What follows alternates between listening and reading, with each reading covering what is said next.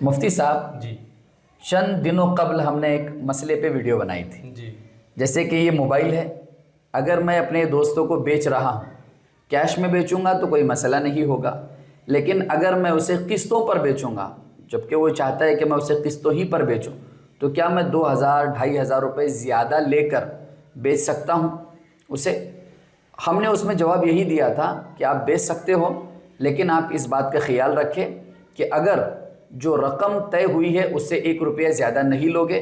اور جو مدت طے ہوئی ہے اگر وہ مدت تجاوز بھی کر جائے، آگے بھی بڑھ جائے، تب بھی آپ 1 روپیہ زیادہ نہیں لے سکتے۔ تو ہمارے بھائی اور ویورز یہ پوچھنا چاہتے ہیں، بجاج والے بھی EMI والے بھی اسی طرح کرتے ہیں۔ وہ لوگ جو ہے یہ پروڈکٹ ہے 10,000 کا، تو آپ جب ان سے EMI پر خریدو گے، قسطوں پر خریدو گے تو 15,000 کا بیچیں گے۔ تو ہمارے بتائے ہوئے مسئلے میں اور ان کی اسکیم میں کیا فرق ہے؟ آپ تھوڑا وضاحت کیجیے۔ جی یہ جو لون کے ذریعے جو لیتے ہیں ہم لوگ، تو وہ اس لیے جائز نہیں ہے کیونکہ اس میں 2-3 شرطیں ایسی ہیں جو بالکل فاسد ہیں، جی وہ بالکل بھی جائز نہیں ہے۔ پہلی تو جب آپ کوئی سامان خریدتے ہیں تھرڈ پارٹی کے ذریعے، بینک کے ذریعے آپ خریدتے ہیں کوئی بھی سامان، تو وہاں پر وہ یہ شرط لگاتے ہیں کہ اگر آپ نے کوئی مہینہ اسکپ کر دیا، جی یعنی آپ نے کسی مہینے میں پیسہ ادا نہیں کیا، جی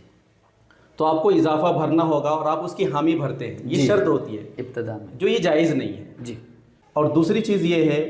کہ جب آپ سے اگر کبھی کسی وجہ سے کوئی مہینہ اسکپ ہو جاتا ہے تو آپ لازماً آپ اضافہ پیسہ دیتے ہیں بینک کو، جو کہ جائز نہیں ہے، یہی سود ہے۔ اور ہم نے جو آپ نے جو بیان کیا تھا، جی تو اس میں ہم نے یہ بات واضح کی تھی کہ اگر آپ کسی سے ایکسٹرا پیسہ جو لیتے ہیں وہ آپ پہلی میٹنگ میں ہی طے کریں گے آپ، جی جی پہلی میٹنگ۔ پھر اس کے بعد بھلے ہی وہ 2 مہینہ تاخیر سے دے، 4 مہینہ تاخیر سے دے، آپ پیسے اضافہ ان سے نہیں لے سکتے۔ جی اس لیے اسلامی طریقے میں اس لیے جائز ہے کہ آپ اضافہ نہیں لے رہے ہیں،